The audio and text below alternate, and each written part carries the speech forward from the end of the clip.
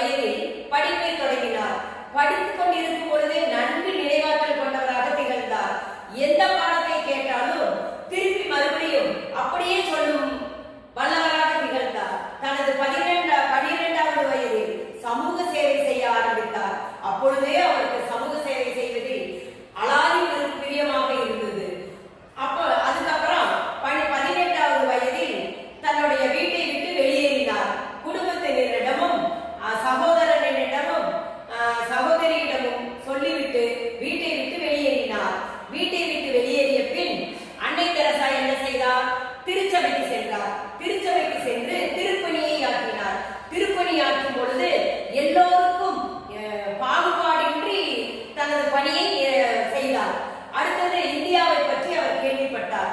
இந்தியாவை பற்றி கேள்விப்பட்டவுடன் உடனே இந்தியா வந்தார். இந்தியா வந்ததுக்கு அப்புறம் சிறிது நாள் ஆசிரிய பணியை மேற்கொண்டார். ஆசிரிய பணியை மேற்கொண்டிருந்த சமயம் தலைமை ஆசிரியர் பணி அவரை தேடி வந்தது. தலைமை ஆசிரியர் பணியையும் செவ்வனே செய்தார். அதுக்கப்புறம் உலகப் போர் நடந்த சமயம். அப்பொழுது நிறைய வீரர்கள் கட்டுண்டு வெட்டுண்டு காயமுற்று மருத்துவமனையை நிரப்பி இருந்தனர். அதை கேள்விப்பட்ட அன்னை தெரசா ஓடோடி போனார் மருத்துவமனைக்கு. மருத்துவமனைக்கு சென்றவுடன் அங்கிருந்த வீரர்களை பார்த்து, காயமுற்றவர்களை பார்த்து அன்போடு அவர்களுக்கு மருந்திட்டு புண்ணுக்கு கட்டு போட்டு அவர்களுக்கு ஆறுதல் கூறினார். ஏழை எளியோர் என்று பார்க்க மாட்டார், சிறியவர் பெரியவர் என்று பார்க்க மாட்டார். எல்லோருக்கும் தன்னுடைய தொண்டினை புரிந்தார்.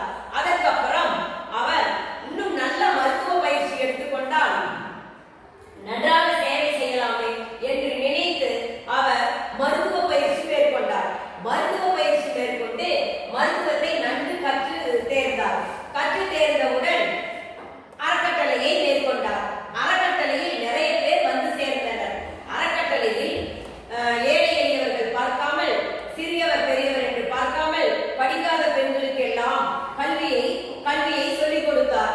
அறக்கட்டளையில் வரும் வருமானத்தை கொண்டு தொழுநோயாளிகள் அப்பொழுது நிறைய பேர் இருந்தனர். அப்பொழுது அந்த தொழுநோயாளிகளுக்கு மனமுருகி அவர் எல்லா கட்டுகளையும் போட்டு தொட்டு அவர் ஆற தழுவி எல்லா உதவிகளையும் செய்தார். தொழுநோயாளிகளுக்கு வருமானம் வேண்டுமே என்று அவர் என்ன செய்தார் தெரியுமா? வீதி வீதியாக சென்று யாசகம் கேட்டார். ஒரு முறை அவர் என்ன செய்தார்? கடை வீதியில் போய்கொண்டிருக்கும் பொழுது ஒரு கடைக்கு முன்னே ஒரு பெரிய பணக்காரர் அமர்ந்திருந்தார். அந்த பணக்காரரிடம் யாசகம் கேட்கலாம் என்று போனார். போனதுக்கு அப்புறம் அவரிடம் கையேந்தி யாசகம் கேட்டார்.